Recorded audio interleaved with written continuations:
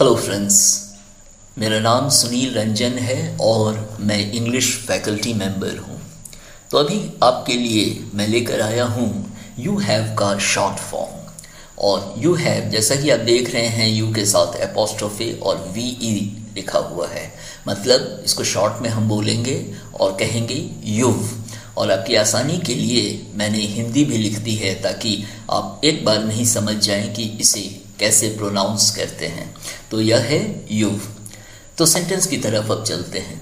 तो पहला सेंटेंस है you have taken great care, मतलब आपने बहुत ध्यान रखा है।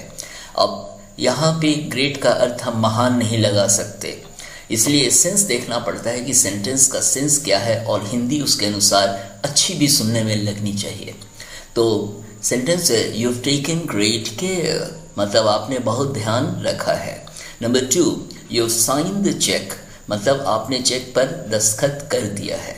और दोस्तों, एक बात मैं आपसे कहना चाहूँगा कि इंग्लिश में कितने लोग कहते हैं साइन ऑन द चेक, ये गलत है और सही होगा साइन द चेक। उसके साथ हम ऑन यूज़ नहीं करते हैं। हाँ, इसको दूसरे तरीके से आप कह सकते हैं जो मैं आपको बता रहा हूँ। आप कह सकते हैं put your signature on the cheque, ये बिल्कुल सही है। और जो मैं आपको बताता हूँ अपने वीडियोस के माध्यम से, तो मेरा रेफरेंस जो होता है, जहाँ से मैं मैटर अपना कलेक्ट करता हूँ, स्टडी करता हूँ, रिसर्च करता हूँ और फिर मैं वीडियोस बनाता हूँ, तो मेरे सोर्सेज हैं Cambridge English dictionary, Oxford English dictionary, random house English dictionary और कॉलिंस इंग्लिश डिक्शनरी। तो इन डिक्शनरीज में से जो मटेरियल मुझे मिलता है वो काफ़ी स्टैंडर्ड होता है, क्योंकि वर्ल्ड में, दुनिया में हर जगह इन्हीं डिक्शनरी को यूज़ किया जाता है। खैर, तो ये सेंटेंस हुआ यू साइन द चेक।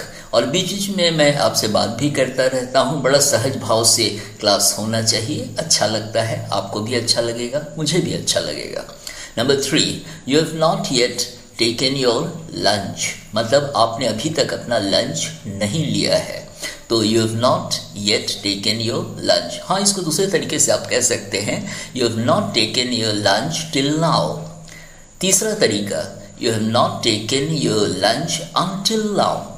तो ऐसे भी हम कहते हैं, इसलिए मैं आपको बीच बीच में काफ़ी कुछ बताने की कोशिश करता रहता हूँ। Number 4, I am sure you have done the work. I am sure you have done the work. यहाँ दो शॉर्ट फॉर्म्स, और पहले के वीडियोस में मैंने आई एम का बताया है आम, और तो यहाँ पे you've बीच में आ रहा है। तो I am sure you've done the work सुनने में भी अच्छा लगता है कि सेंटेंस बहुत अच्छे ढंग से कोई बोल रहा है। तो मैं निश्चित हूँ कि आपने काम कर लिया है।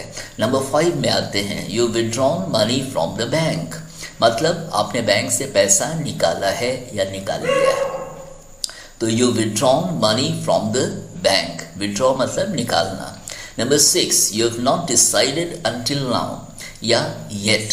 तो you have not decided until now या you have not decided yet, मतलब आपने अभी तक निर्णय नहीं लिया है। Number 7, you have ordered shoes online, मतलब तुमने जूतों का ऑनलाइन ऑर्डर दिया है।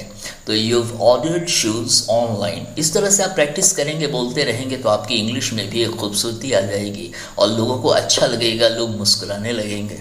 खैर, number 8, you have given a good speech, मतलब आपने अच्छा भाषण दिया है। तो you have given a good speech. Number 9, you have performed really well, मतलब आपने सचमुच अच्छी तरह किया है। मतलब कोई कार्यक्रम वगैरह जहाँ आपको परफॉर्म करना था, तो आपने सचमुच अच्छी तरह किया है। तो कोई भी परफॉर्मेंस आपका होगा उसी के लिए है, यहाँ पे आपने बहुत अच्छी तरह किया है। Number 10, you have done a good job today, मतलब आपने आज अच्छा काम किया है। जॉब मतलब नौकरी ही नहीं होती है, किसी भी काम को भी हम जॉब कहते हैं इंग्लिश में। तो you have done a good job today, मतलब आपने आज अच्छा काम किया है। और नंबर 11 में है you have not inform them, मतलब आपने उन्हें सूचना नहीं दी है या आपने उन्हें सूचित नहीं किया है। तो you have not inform them.